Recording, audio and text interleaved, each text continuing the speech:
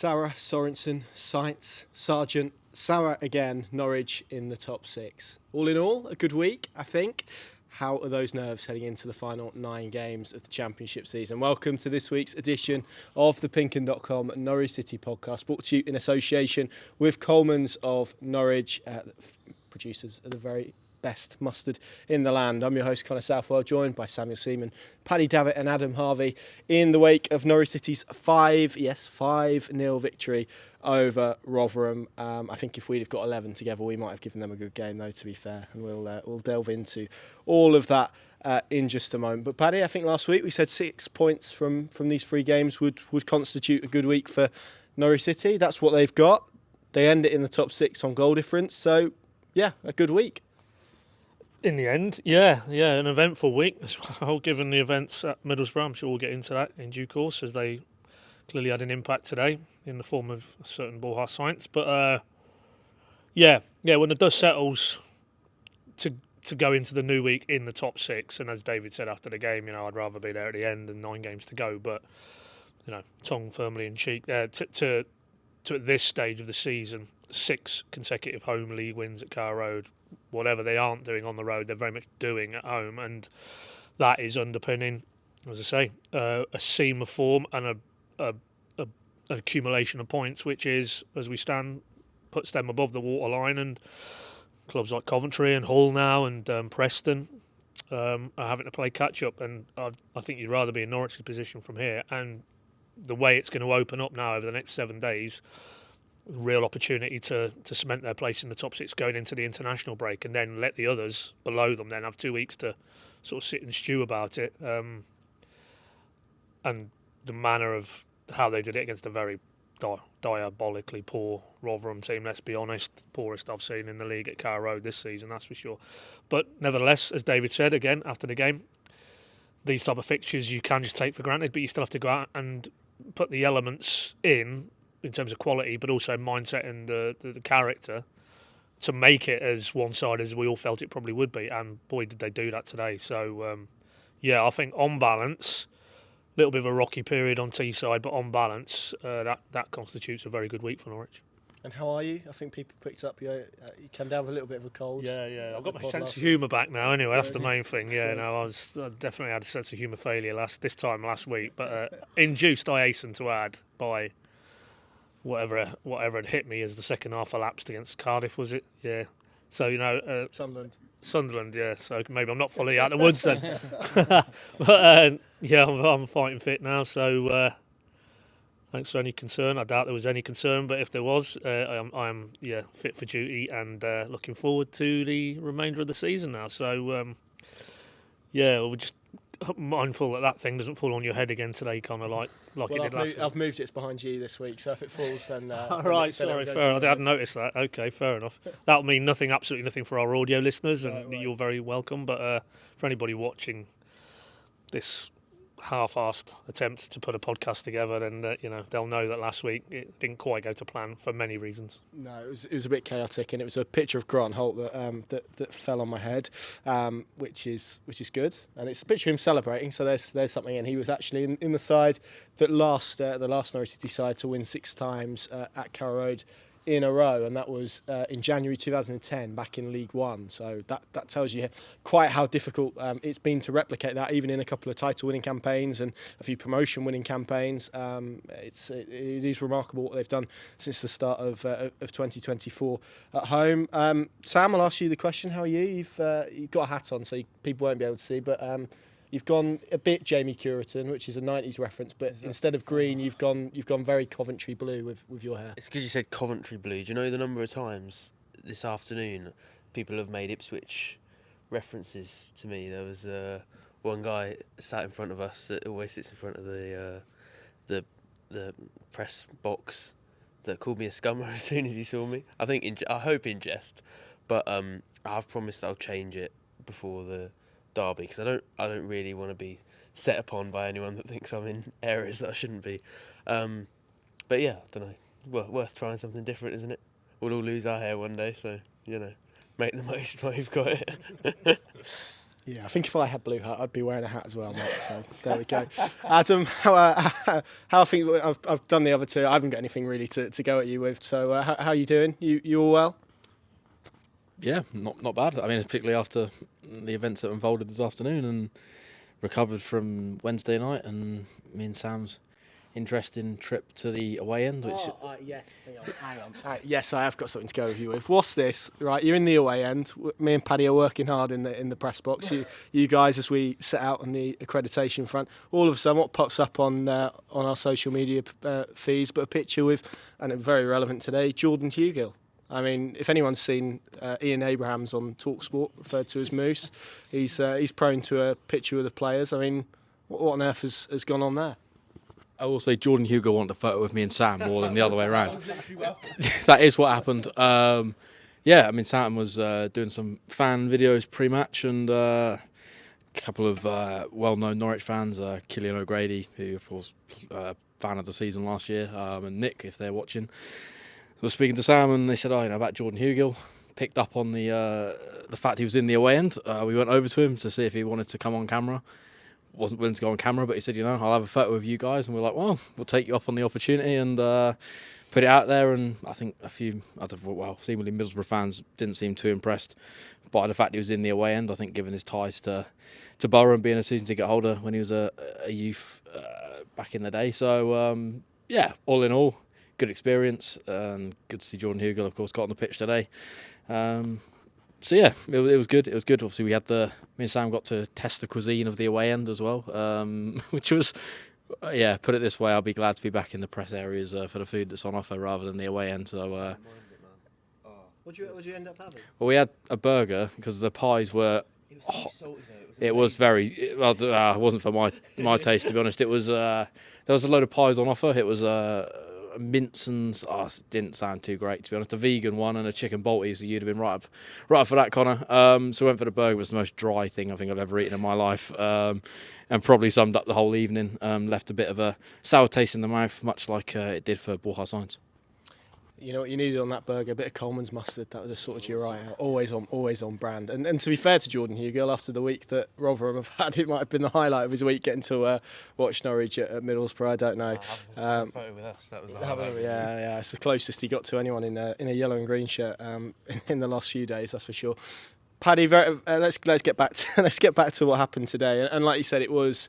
And all of the conversations that we're going to have around this game probably will be caveated on the fact it was against a side that is so far off it. I don't want to be particularly harsh to Rotherham. I doubt it. If there are any Rotherham fans watching this, go and have a nice weekend. You don't need to be watching this after watching your team ship 10 goals.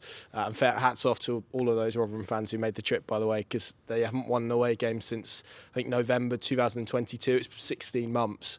They've taken 4 points on the road all season. It was probably a fixture that came at the right time for Norwich after what happened on Wednesday. I think that's probably fair to say. But some of the quality that they showed, particularly in those goals, and we'll come on to Sainz, but his one, Gabriel Sara's one as well. Like you said, you still have to beat what's in front of you, and they did that pretty emphatically today. Yeah, I mean, what I would say is we've seen this against teams who, for some unknown reason, come to Carrow Road and essentially play into Norwich's hands, and by that I mean very passive. Defensively, the structure isn't great. There's a lack of intensity. There's no real aggressiveness to their press, if there is a press at all. And when you have a Sara or a Nunes, McLean with his passing range, Sainz as well, those type of players at this level against a team who is essentially going to allow them to do what they want to do and give them the time and the space to do it, it's only going to end one way and not very well for the opposition. And Rotherham were probably the most marked degree of that, but we have seen that on occasion. There's teams who've come to Carrow Road. I mean, Cardiff got put away, didn't they, recently? And I'm sure we could stop and think, and there's a few more who fall into that category, but this was the most graphic example of a team who could not have set up and approached it any better from a David Wagner and his coaching staff perspective. And, okay, the circumstances were favourable, but Norwich were ruthless, and they did show that quality individually and collectively, and took the invitation and ruthlessly punished Rotherham to be 4-0 up at half time. So I don't care who you're playing in the Championship, that is pretty emphatic. And Mixed in with that though was some, while we've talked obviously now liberally about the mitigation that it was a very, very poor Rotherham team, there was absolutely nothing poor or lacking in quality about Zara's goal or about Sainz's goal, or the clinical edge to how they countered for some of those other goals. So yeah, it's a bit of a confliction because anybody who was there will know Rotherham were bad, very bad, but Norwich for me the most impressive aspect of it today was off the back of Middlesbrough and the way they capitulated, let's be honest, there when Sainz got sent off, because you can't put at his door the way they didn't defend for goals 2 and 3 that Borough scored. Very almost, the hands went up and they started to feel sorry for themselves. That's what it felt like watching that performance from the moment that Sainz got sent off. So to in very short order to turn it around to what they produced today, that is a testament to those players and Wagner and their powers of recovery. And and then you zoom out and in the wider context of where they were, on the fringes of the top 6, it was a massive statement of intent. Biggest win of Wagner's Norwich career as well, lest we not forget. Yes, indeed. And I think, Sam, as much as the goals were impressive, I'm just checking now, but they limited Rotherham to very little. I mean, there wasn't a shot on target. It was they had 2 shots in total, one of which I think was a Hugo header that was flicked. I can't even think of the other one. That control that they had of the game, because we've seen teams who are under par who have come to Carrow Road, and Norwich perhaps haven't shown that ruthless edge, and it helps when Rotherham are giving you goals like they did the first 2, where Gabriel Sara, a player of his quality and stature and ability, and you leave him basically in a 10-yard pocket in your own 6-yard box. I mean, that is as bad as it comes. And then a set piece goal where Sorensen just has to walk off his marker. So there was quality. There was a fair bit of really poor defending in there as well. But that control, that dominance that Norwich exuded throughout the whole game, even at the point where probably they declared, and it was then about preservation of key players, making sure Kenny McLean didn't get suspended. Even that aspect, that even when they made the subs, there was still real control in their play with the possession and the way that game unfolded. Yeah, I think it's an important point to highlight that Norwich haven't always navigated these games as easily as they did this afternoon. I know it sounds like cliche when Wagner talks pre-match about the fact that that Rotherham is maybe a more difficult task than a lot of people might think, but I actually think when you look at how they've done at other times in this scenario, that shows you that it's not quite as easy as maybe it appears. You don't have to cast your minds that far back, or in especially different circumstances to when Norwich drew 0-0 with Rotherham when they were pushing for the playoffs this time last year. So yeah, to be able to have that much control and to dominate the game as much as they did maybe was expected, but it wasn't a gimme by any measure really. So yeah, I think the fact that they got that goal early did allow them to dominate to an extent, because Rotherham then had to, it wasn't a very successful plan, but they had to almost formulate a plan to try and get back into the game, and that helped Norwich control the game a lot. But even when they were struggling to provide the same attacking threat that they had in the first half, in the second half it was just basically a game of keep ball. Rotherham couldn't really get close to them, and what that says about the quality of Rotherham we've already sort of discussed. But I think there have been a few times this season, and especially in the last few months, that we've seen Norwich actually dominate possession. We've seen them be much, much more proactive in this positive run, and I think that's only good news for the fans, because that's A, what they want to watch entertainment wise, and B, it's delivering results, and long may that continue, because I think it's a fantastic mix for those fans at Carrow Road. And just on the home record, Adam, like we say, it's the first time since January 2010 they've been able to go on a run like this. But actually, you think about their Carrow Road form more broadly, probably since fans returned after the pandemic up to probably the start of this year has been pretty woeful. It wasn't great to watch football at Carrow Road. Last year, they were probably better on the road than they were at home, and this only recently have they turned that home form around. And especially considering where they were in November after Blackburn, where they were well documented where they were, but they lost to Leeds in that run. They lost to Blackburn. Their home form wasn't particularly great.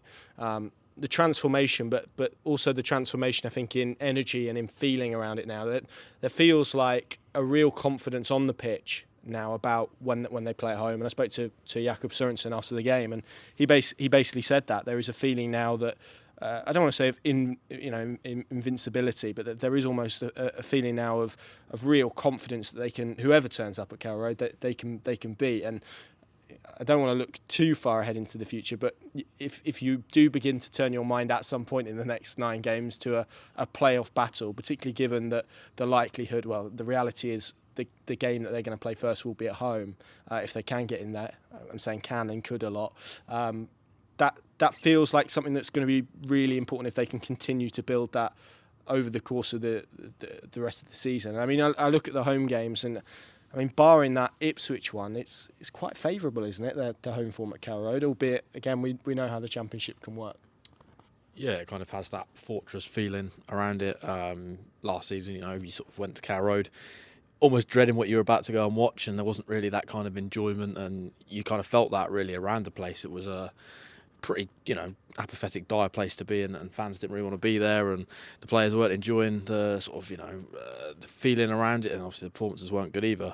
Where you contrast that to today, and the sun's shining, the fans are in good voice, the players are enjoying themselves on the pitch as well, and you can see that by kind of the faces. I sort of look through some of the photos that our photographer Paul had taken, you kind of see the smiles on the face of the players and that kind of energy, and yeah, it's just a much better place to be. And yeah, as you mentioned, you look at now kind of the last 4 home games, and Ipswich is the one that maybe sticks out as the more difficult test. But I kind of said it during the week, I actually think there shouldn't be any fear going into that game. Norwich are on their own patch, and as we kind of referenced, they pretty much dispatched everyone since November and that Blackburn game with relative ease. Obviously there's been sort of moments in games where they've had to ride it out, but on the whole, yeah, it's been impressive, and long may it continue. Obviously it is now kind of trying to turn that away form in these final 5 trips on the road, because that could play key into where they finish, whether that is in the top 6 or just outside. Of course, starting with Stoke next week. But yeah, certainly from the home perspective, I don't see any issues really in any of those games. I think they can ride it out and get almost maximum points probably. And this is the reality, Paddy, of their home record in 2024. Played 7, won 6, drawn 1. This is obviously discounting the FA Cup game. Lost, they're unbeaten, goals for 19, goals against 5, points 19, and no Championship team has picked up more points at home since the turn of the year. It's a remarkable turnaround, considering, as I said, the difficulties that they've had at Carrow Road, not just in recent months before this run, but actually in recent years. And for those fans actually who probably haven't seen winning form like this since January 2010, but even that second title winning season in the Championship, they didn't get to watch a lot of that. It's been a while since we've had consistently good, entertaining, attractive football at Carrow Road. Yeah, and obviously everything feels positive at the moment, so we don't really need to take this in a negative direction. But a lot of the talk, when it has been feeling like it is bad and things are drifting, has been that. It's a word which some would blanch at, but that disconnect kind of thing, and partly, whether you believe that there has been a disconnect or not, but partly, I'm sure the people who do feel it would have been that factor. It would have been that paying lots of money, season ticket holders, to not get a lot in return in terms of either entertainment or a team on the pitch playing a brand of football that is good enough to A, entertain, and B, win games consistently.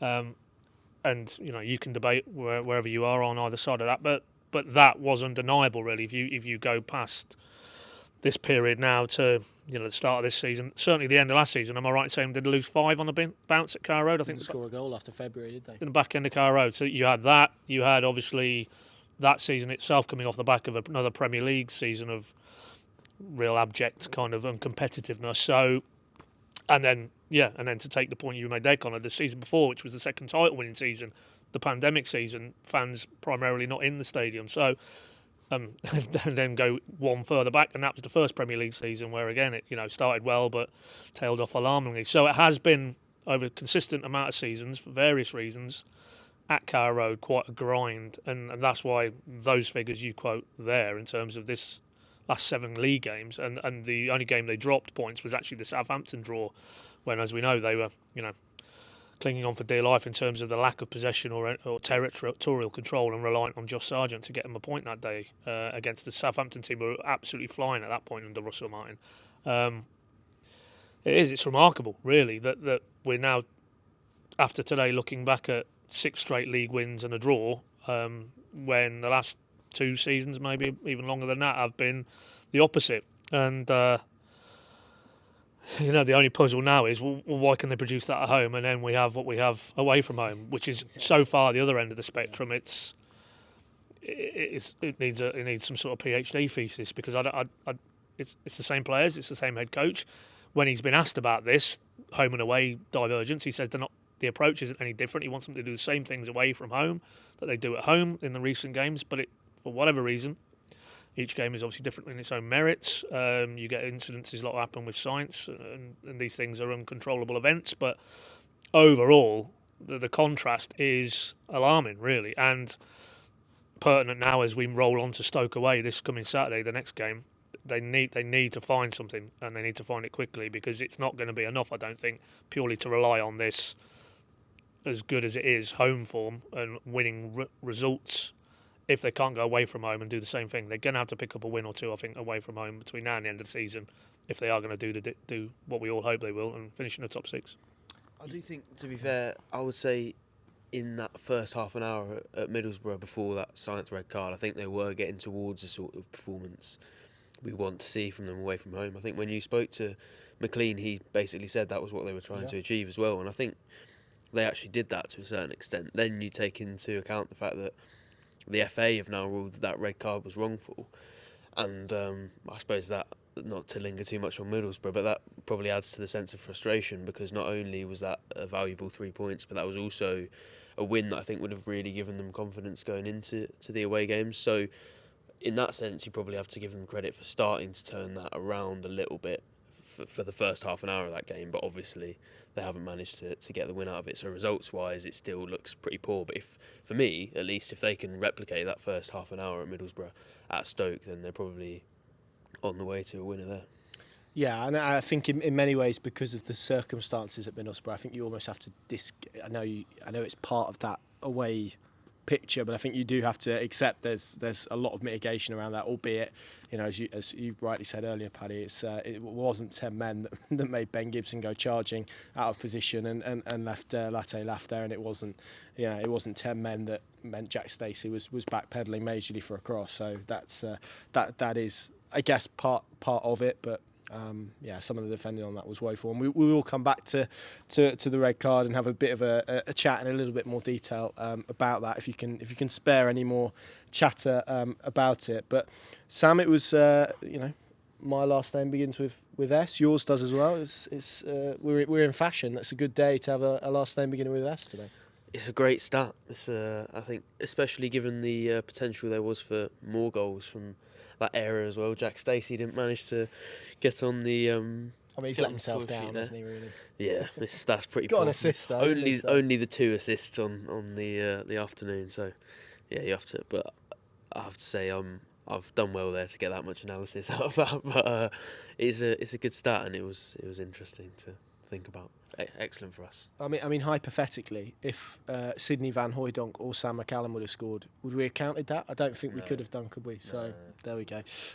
But yeah, I mean, as we said, and just to, I guess, round off the debate on Rotherham, really, the ruthlessness of it and the authority of it, that probably seeks into a little bit of the home record that we spoke about. And again, we can open the can of worms about why they're a top 6 side away and a bottom 6 side, at home and a bottom 6 side away. But you beginning to feel that now. You go back to even the Cardiff win, and Watford was messy, but there were elements of that game, I think, where you could see this kind of surging confidence through them. And I think what's interesting now, not necessarily today as an example, but I think last week against Sunderland was, and who did I speak to after Sunderland? There was one player, I can't remember who it was now. But they spoke about it as well, in terms of what we're seeing now is teams setting up differently at Carrow Road, because they know a lot of the... It was Stacey. Sorry, Jack Stacey. A lot of the threats and a lot of the, I guess, the attacking elements that Norwich have now, because we've seen it in recent weeks. They can score from set pieces, they can score from range, they can score from crosses, they can cut you open in possession. They feels increasingly they can score from corners, etc. Feels increasingly like there are more threats now that teams have to deal with when it comes to this Norwich City team, as opposed to maybe they did a few weeks or months ago. Absolutely, yeah. I think that was something I found myself considering halfway through the first half. Was actually, I thought at one point, they're getting all their joy from crosses. Obviously, that was where the opener came from. Jack Stacey then got another assist for Josh Sargent for the fourth goal.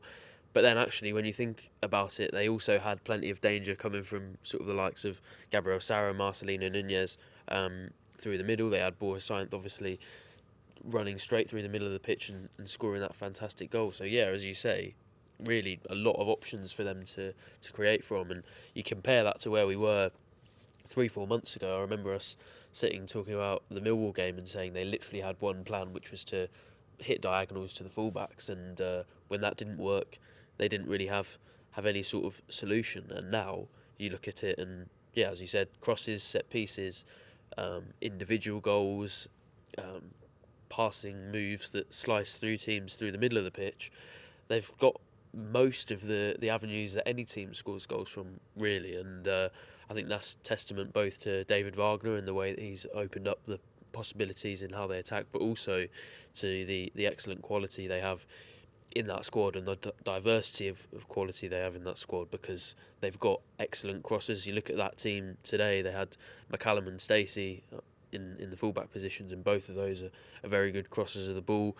And they've got players that can thread balls through. I'm thinking of Kenny McLean and Marcelino Nunez, Gabriel Sara. They've got excellent dribblers, and yeah, it feels like actually when you put things together, they have a lot of elements. And there have been times this season when I've thought maybe people have exaggerated the extent to which this is a squad that should be pushing for higher up than where they were, and a lot of the time it was a stick used to beat David Wagner with, in terms of the fact that he should have been achieving more. And I'm not sure I necessarily always agreed with that, but actually today I found myself thinking, and probably the fact that they were playing against Rotherham contributed to this, but I found myself thinking more often than I have previously, actually this is a really, really good squad of players that have a lot of things to offer. And yeah, as you said, they're showing that in a lot of different ways at the moment. But the one thing for me, Adam, is it makes it so difficult for opposition teams coming to Carrow Road, because you can try and sit in a low, compact block, in which case Norwich will go, okay, then we'll work the ball wide and we'll put crosses in all day and see how you cope with that. And if you do stand up to that, well, hey, we've got Gabriel Sara, we've got Marcelino Nunez from distance. If you want to come and press us, well, then we'll bait that press, we'll play out, and we'll try and get you transitionally, as they did with slightly different, but as they did with Sargent's goal today. And they're not afraid to go direct as well. And if failing all of that, then they'll try and win a free kick, and you've got Gabriel Sara and Marcelino Nunez to stand over that with quality.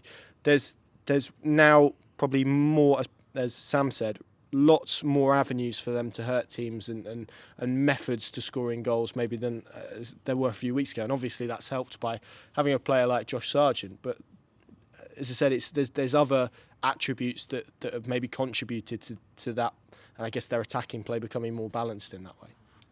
Yeah, I think that's probably where a lot of the frustration was probably at the start of the season. I think people could see probably they had the ingredients to perform to the levels they are at the moment, and they have the different avenues to exploit and get whatever's needed in a game to get the moment to grab goals. Where they were so reliant on John Rowe, it felt like if he didn't perform to the levels, or they couldn't find him in the pockets of space that he is so used to and enjoys, then they probably didn't really have what it took to go and get results. Where now, I think wherever they are on the pitch, you feel like they're going to create something. As you referenced, you've got Zara's vision for the goal the other night. You've got the crosses today.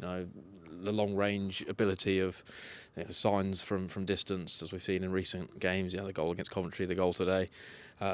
Sara and Nunez, we know, can shoot from anywhere and probably find the top corner. So yeah, and it feels more sustainable now. These aren't just sort of reliant on one player performing, and then if they don't perform, then the performances dip off and they don't get the results they require. This is a side that knows how to play, and they'll.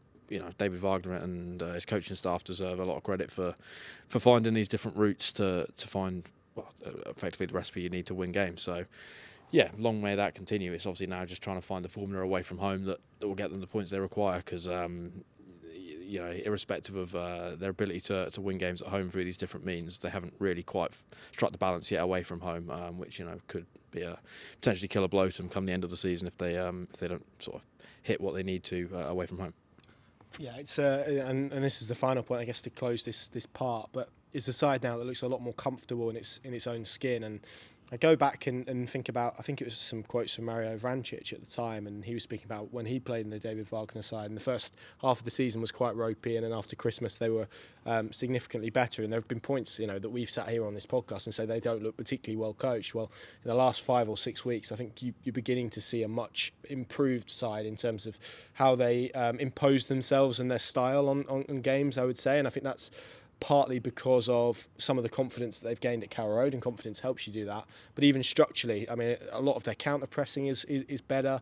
A lot of their kind of attacking play is better. A lot of their work in possession is better. And some of that, again, there's a range of factors. Some of that is looking better as a result of work on the training pitch. Some of that's having different players available who can help. Marcelino Nunez in the last few weeks, for example, in games at Carrow Road has really impacted what they've been able to do with possession. Josh Sargent's helped them in terms of the way that they've pressed, but also gives them a slightly different threat in behind, so that allows them to mix it up a little bit more. So, yeah, it feels like a side that at this stage of the season is growing, and I think with 9 games left, that is something that is incredibly positive.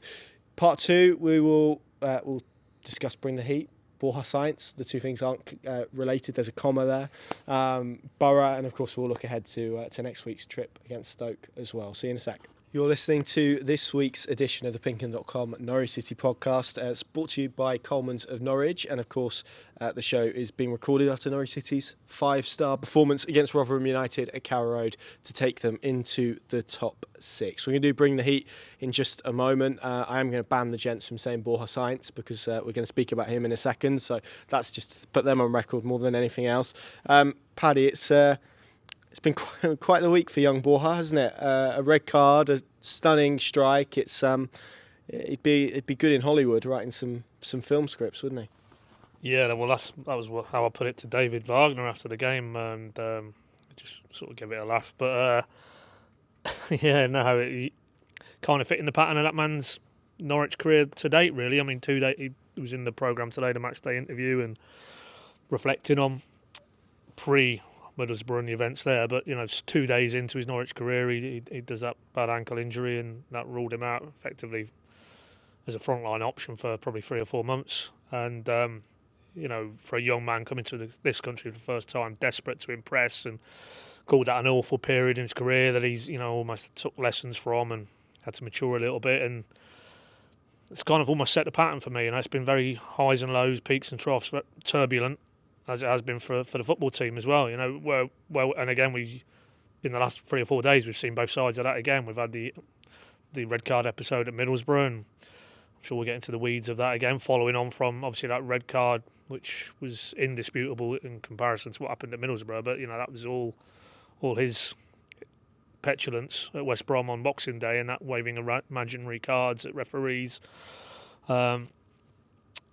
But then, you know, you contrast that with, again, we've seen another picture book goal from him today. Just individual quality, and we saw from the numbers he produced in Turkey, albeit in a team who got relegated from the Turkish top flight last season, that he had that in his armoury. What you can never tell is, will it translate to England, and more importantly, will it translate to the Championship, which is quite a unique challenge, you know, within Europe, let alone England. So the answer is yes, because we've seen again today, you know, give him the ball, give him the areas of the pitch where he can inflict damage, and he has it. He has the ability to score goals out of nothing, really. And you know, it's just a shame, really. But then, you know, as I say, for a very young person coming to this country for the first time and having to adapt to English football, maybe it's all part of his learning curve, and it'll be, you know, next season onwards in a Norwich shirt, he will emerge as an even bigger influence than potentially he could be over the run-in, really. But yeah, I mean, the massive thing, and it was underlined again today, is that they didn't lose him for 4 games. You know, we can separate that out from Sam touched on it, the detrimental impact on the night at Middlesbrough in terms of a game that they were relatively in control of to obviously it running away from them. That's gone, and David referenced that this afternoon. You know, they can't do anything about that. It hurts, but ultimately that's out of their hands. But what they've been able to mitigate is that you take Borja Sainz out with no John Rowe and no Onel Hernandez to a lesser extent for the next 4 games. Are Norwich's chances of getting in the top 6 enhanced or not? I think we all can see, and it was graphically underlined today by the goal he scored, that he could emerge now as quite a pivotal figure in what we all hope is, you know, that successful attack on the top 6. But yeah, I mean, it must have been quite a turbo. I mean, David came out with a nice line that, you know, he went from kind of being angry and sad to the happiest person in the world, Borja, and he was the second happiest person when they got the appeal through on Friday morning. And you can imagine, not that he would have required any extra motivation, but he will have felt whether you're on in the camp that he brought it on himself, or clearly, you know, he was the wronged party, but he would have still felt he'd let people down, let his teammates down. And that must have fueled him today, because it's not just a goal. I thought in the first half, albeit in a very one-sided affair, but he was very good. He was very good, very intelligent use of space and the pockets that he takes up. And he's on the same wavelength as a player like Sara, so it's great to see those two in tandem, really. And yeah, you just hope now that, having been up and down, that we can now get a consistent seam of just positive stories around that man between now and the end of the season. And by that I mean just do what he's doing on the pitch. Don't get embroiled. Don't allow individuals or opponents to try and, you know, almost test his temperament, because I sense that's where we're at now. You know, it wasn't just him versus Howson. There was an incident earlier in that Middlesbrough game where Luke Ayling, another very experienced player, has gone through him and basically tried to rile him up. And, you know, off the back of what happened at West Brom, maybe teams are looking at it and they're doing their homework on Norwich, and they think that, you know, maybe he is a weak link in terms of his, you know, his ability to get under his skin. So he swiftly needs to put that to the side now and not get embroiled in anything like that, because his talent is too good to be without over this running. And that's the edge, isn't it? It's the edge that can, I guess he's a player on the knife edge, and that's what allows him to create the brilliant moments, and that's what, you know, probably enables him and events to happen like they did at West Brom, like they did, again, probably wrongly, as it's been proven, but at Middlesbrough, and that is, I guess, the type of player. But you're right. I think my criticism of him is he's swung a little bit from being, you know, producing moments of brilliance to maybe being a little bit invisible within games. There does need to be a little bit of a constant. Part of that's his age, part of that is obviously situational with coming to England for the first time. But yeah, what you can't dispute, and we saw it today with an unbelievable goal, almost a carbon copy really of that Sheffield Wednesday one. He's a player that can produce stunning moments, particularly from distance. And that probably leads us nicely, Sam, to speak about the red card and the red card that he got at Middlesbrough. There's been a lot of debate and discourse about this. How has your view kind of developed, I guess? Because if you're anything like me, when it happened in real time, I thought, oh, he's going to be in trouble. Then sort of saw him got a red card, and in real time, before seeing any replays, thought that was fair enough. Saw the first replay, which I was kind of watching over someone's shoulder, and thought, not great. Then watched it at half time and thought it would get overturned, and then kind of watched it a little bit more and thought that an appeal might be quite difficult for them, but probably still that it was a really soft red card. So obviously then it getting overturned. So I mean, how has your view kind of developed? It's a lot of stages, isn't it? Yeah, I think when I saw it in real time, I thought probably a red card, just because, I mean, from that unique vantage point that obviously me and Adam had, as we discussed earlier, we were quite far away, and even from that distance you could see a tangle of legs. And when you see, you know, whatever the cause was or the intention behind it, when you see Sainz on the floor with his foot at the height of Howson's hip, it never feels great.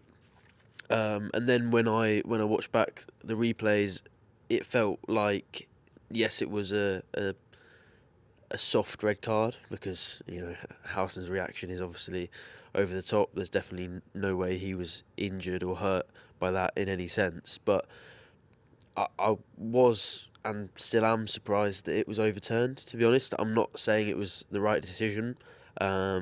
in fact, I think a red card probably was quite harsh when you look back on it, but the bar for these decisions tends to be quite high, especially if the referee has seen it and can explain the reasons behind their decision. So I think eventually probably common sense prevailed, and the fact that nobody got hurt and there was no impact on Howson at all really probably played a part in the fact that Sainz did have the card rescinded, and I think that's why it was the rightful decision. But I think given the status quo and the way that football is now, I think if you see that in the Premier League, VAR probably finds a way to make that a red card, and in that sense I was surprised it was overturned. I think it was the right decision, as I said, but still quite surprised given how high that bar is that they did decide to overturn it. But as we've already discussed, absolutely massive for Norwich. I wrote a column about the frustration of the fact that it won't bring the 3 points back, and that will be incredibly frustrating if Norwich don't end up achieving their targets at the end of the season. But I think the amount that we've both sort of chopped and changed our view on it probably tells you how close of a decision it actually was. And when it's that close of a decision, I think it is a surprise to see it overturned, although I'm not complaining. I'm gonna, I know, I'm probably gonna find myself sticking up for Bobby Madley and to a lesser extent Johnny Howson in the next couple of minutes. But Bobby Madley first and foremost. I know he's taken a lot of stick, but I can, and I've said this throughout really. I can understand why he thinks he's seen what he's seen, because as you mapped out there, he's seen a leg go up. And then he's obviously seen the reaction from Johnny Howson. I think it's probably human instinct to think that there was probably intent there from Sainz just because of where his legs were. And again, there was, however subtle, and how it was more of a nudge than a kick, but there was definitely an upwards movement towards the end. So from the position that he was in, he was kind of side on, you have to remember. So he has probably seen a leg move and go up. So I can understand why he, in real time, thought it was a red card. And again, I think we've been able to, and obviously the appeal proves that it was the wrong decision. But yeah, I can kind of see, Adam, why he's kind of seen what he's seen, even though he's kind of seen the wrong thing, if that makes sense.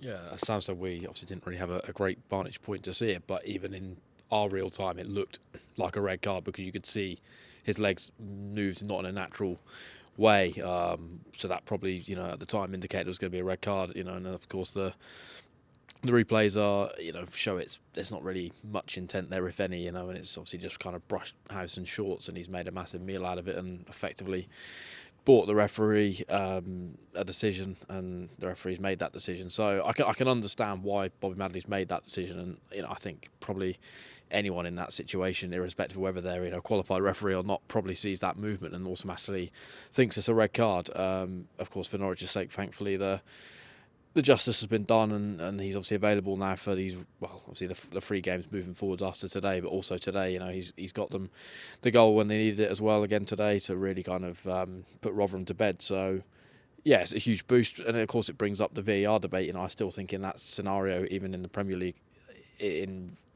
with VAR in play, I still think it probably gets, at the time, probably is a red card, just because of the movement not being natural. So, but that's the kind of peaks and troughs of Championship football. You don't have VAR, and I'd much rather that decision be made on the pitch and then the justice be served, but there be no VAR versus having VAR, and then decisions that, as we've seen in the Premier League, are still controversial even with it. So Norwich will still have decisions going their way, in their favour between now and the end of the season, and they'll probably recoup some of the points. And if they do miss out on the playoffs, I don't think it will be that game that's killed them. It will be the ones earlier on in the season, the Blackburns at home and the Sunderland away and those kind of games. So just brush it under the carpet, move forwards, and of course they've got huge 9 games now to, of course, eradicate that from anyone's memory. Yeah, and just to close the circle, I guess, Paddy, the final one to speak about is Johnny Howson and his role in this, because he's taken a fair amount of stick from Norwich fans, and again, I have no reason to. I'm not going to stick up for him. That's the wrong term, but I do think it's been a little bit over the top, the reaction towards him, because I think let's swap it round. Let's say it was Howson on Ashley Barnes, and Ashley Barnes reacts in the same way. I think you've got fans that are a brilliant bit of experience and housery and all of this stuff. And let's have it as well. I mean, Johnny Howson could have thrown himself on the floor, screamed, as I heard one player do that today, not on Norwich's side, it's worth adding, throw himself on the floor, screamed, done about 4 rolls and made a right meal of it. He hasn't done that. I understand why people are frustrated that he has pointed to his leg, but in that moment, he's not thinking about 5 years that he's played at Norwich and the relationship that he has with everybody. He's wearing a Middlesbrough shirt. They needed a win. They're in a really poor run of form. There was talk even in the press area that we were in about whether they could get dragged into a relegation race. It was a massive 3 points for them. I don't really understand what there is to be upset or angry about. Did he make more of it than he should have done? Of course he did, but that's professional football. That's what professional footballers do, and what they all do, and what Norwich players would have done in that situation. So I'm not quite sure where the anger is at Johnny Howson or why it's at where it is, because for me he's just acted how I think any other player would have acted. I think the frustration is because of maybe what his image was at Norwich, where he was seen as this uber professional who was very consistent, and Norwich fans have always enjoyed a really good relationship with, and he was a wonderful player during his time at Carrow Road. But again, to an extent, I think that's kind of irrelevant because he's on a pitch for someone else, trying to win for someone else. So what's he going to say? Do you know what, ref? There was nothing in that. I don't really understand what he would do to the contrary when he's trying to win a game of football. No, but I don't wish to speak from a fan's perspective on this, but I'd imagine it's quite hard to detach the emotional pull that he was that player for Norwich and that he was there for so long and so intrinsic to a successful period and an excellent player when he was here, that how dare he bite the hand that used to feed him almost vibe. I'm assuming that must be somewhere in the psychology of this, if there are Norwich fans who've reacted in that way. I'll do my best to avoid staying too often on X if I can avoid it, because I've got more. You should see what they're saying about you. So good job. Yeah, That's probably why I've got more important things in my life than spending hours on that platform. But I would concur with you, Connor, and obviously his post-match comments probably fueled it a little bit. When he was probably helped Norwich, hasn't it, in the end? Well, by all accounts, it was part of their submission. Yep, that and the footage. So thanks for that, Johnny. Because I'm not sure, to take Sam's point, that they probably would have reached the threshold to overturn it purely on the pictures, because it does infer. I mean, things like, I'm paraphrasing here, that some of the Norwich players said they'd have done the same thing, and there wasn't a lot of contact, but there was contact, kind of thing. In other words, he accentuated what there was in that incident. The telling frame on the footage for me was that he actually takes a look at Madley before he starts to furiously rub his thigh, hop, and then fall over. None of that is great from a point of view of it's football, isn't it? No, but in terms of why Norwich probably found themselves able to successfully appeal that. But you're right, that is the game. Any advantage now you can, if you want to take a more egalitarian Corinthian look at it, and it's how dare these professionals use any means, fair or foul, to gain an advantage. But in the real world, that's exactly what they do, especially when the stakes are as high as they are at the top end of the professional game. And as he said in those post-match comments, he is now a Middlesbrough player. He will do whatever it takes to win a game of football for Middlesbrough, particularly in the context, I think they were 1 win in 8 going into that game. And as you said there was maybe a fear they were looking over their shoulder. He'd missed a few games through injury. He's the captain of that team. He would have felt a responsibility to lead them out of that slump. And if he felt in that moment, in the heat of that moment, there was an interesting, somebody made a point to me in the press room today as well, but maybe part of it was that he wanted to deflect a little bit from the initial part of that incident was pretty forceful challenge from him. He's off his feet. He's not really in control. Can I make a point on this as well? Which I've seen a load of people posting the still of the tackle. Yeah. I mean that's not for me. Always reflective of how a tackle has actually gone. It was a yellow card tackle, I think is basically what I'm saying. I know the image has made it look like he went flying in with 2 feet. He's actually got away with what I think is a yellow card, and that's probably it. I don't think it's a case of he was going to get sent off, but Sainz went instead. I think it was probably a yellow for him, and obviously the Sainz debate we can and have had, but the still I think is a little bit disingenuous to just suggest that he went in the way that picture suggests, which I don't think is really reflective of the tackle. Yeah, no, I'm again, is that on X? Is it? I won't have seen that. Yeah, I obviously spend too much of my time on that. Well, yeah, but I mean, the footage I've seen, the actual real-time footage, it is a forceful challenge, and in the climate we now exist in terms of professional football, maybe it's more of a Premier League thing than a Championship muck and nettles type of thing, but I could see that being upgraded to a red if it was in the Premier League setting. But I mean, that's just an element of it. That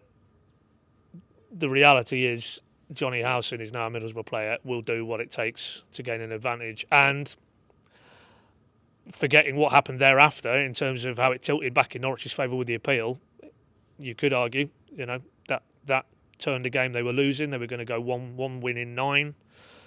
More pressure maybe on Carrick. So you could argue that was the defining moment in a game that they ended up winning. So he's delivered what he was hoping for in that moment, and that's all he's caring about. I'm sure he's not too bothered in the slightest about Norwich going down to 10 men or what it means for his old club.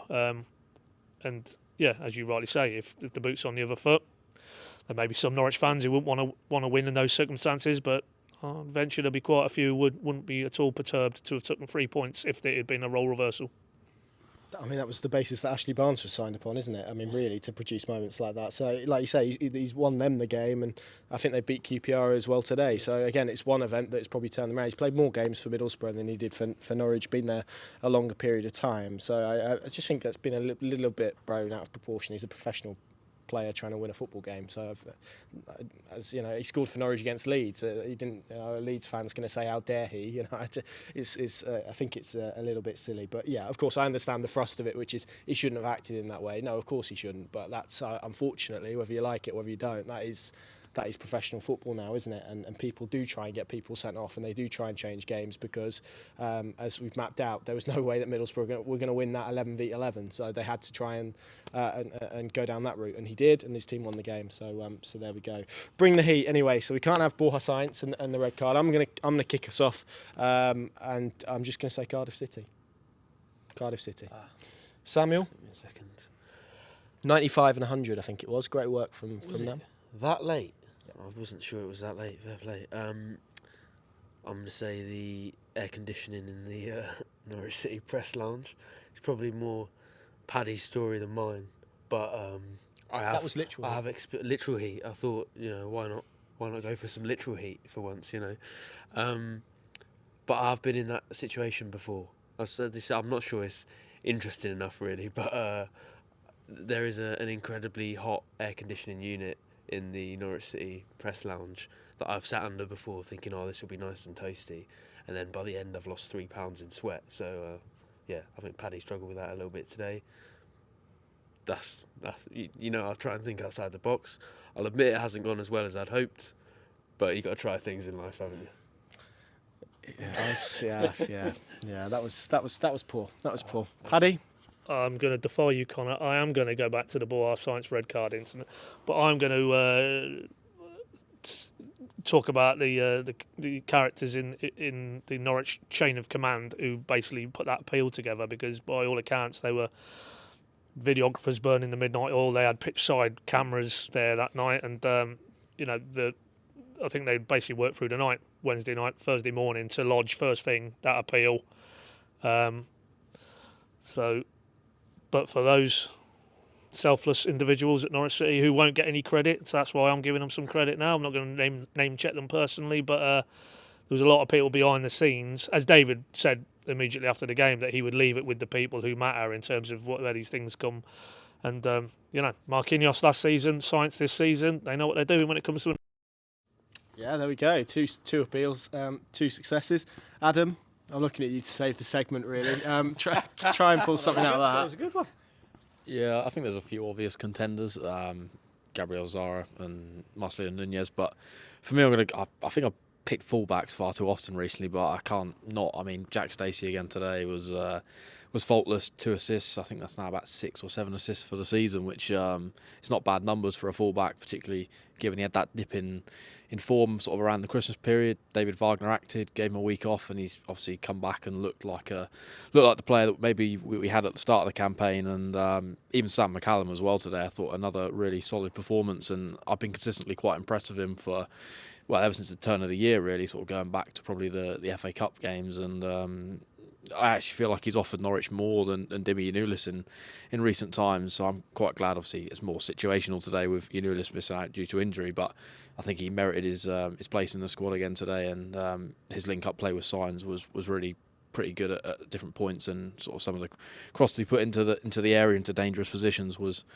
worth noting. So I think the fullbacks would be my general thing, but I think Jack Stacey is the one I'm going to pick out. He's been a really good find, and hopefully his form can continue into the last final games of the season. Thank you, Adam. That was a much better answer than some in that segment. Let's. I'm just going to go around very quickly. In a word, better goal, Sara or Sainz?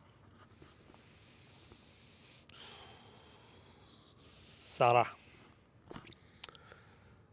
It's so hard. I don't think it's a debate, if I'm honest. I know you think Sara. I think Sainz. The first touch is unbelievable. The way that he takes that in while it's mid-air, and then he runs 15 yards, and then that finish. The Sara finish is a way better finish, but as a goal, I would have it exactly down the line. But if I have to pick one, Sainz. Adam? Yeah, I'm going to go with Sara. I think kind of the ability to sort of change his body movement and spin in that kind of way. It's something that's obviously in his locker. You kind of go back to Millwall away last season, the ability to kind of just, I don't know, almost change his whole body shape to fire the ball in the back of the net.